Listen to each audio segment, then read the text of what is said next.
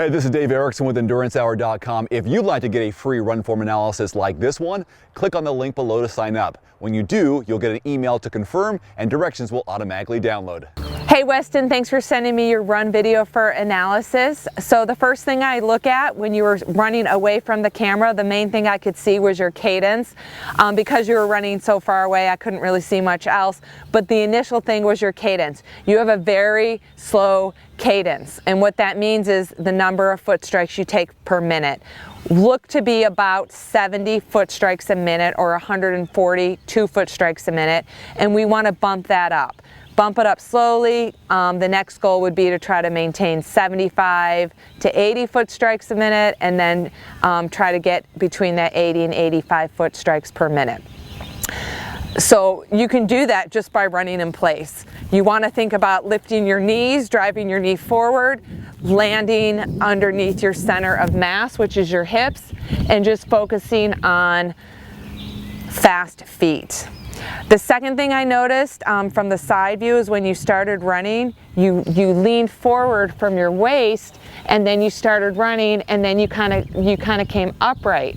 So what I want you to do is I want you to pretend there's a string on your head. I want your shoulders lined up over your hips, over your knees, over your ankles, and I want you to lean forward from the ankles.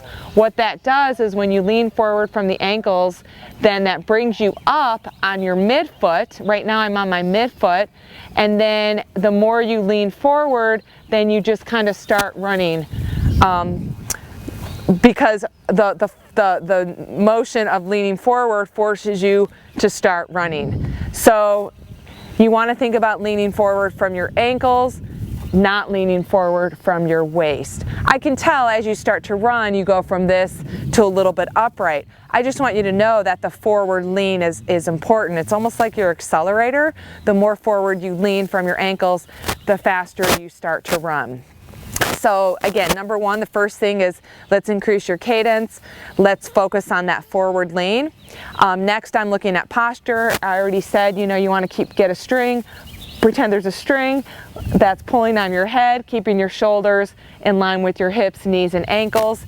Forward lean, keeping that tall position with a slight forward lean, and then thinking about arm swing, pulling back from your elbows in the arm with the arm swing, and trying to keep your arms closer to your body. You're a little bit wide. It's not a huge deal, but I just want you to know your hands should be relaxed. You want to think about driving your elbows behind you.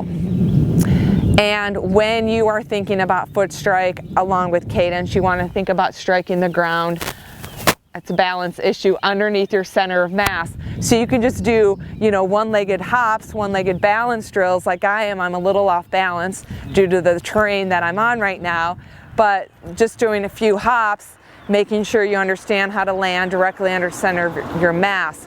Because once you increase your cadence, you want to maintain that higher cadence, and then as your legs get stronger, your stride, meaning how far you're running and landing underneath your body. So like a lot of people try to increase their stride before they increase their cadence, and that could lead to a heel strike, that could lead to some hip and knee issues. So I know I just said a lot. Hopefully it helps.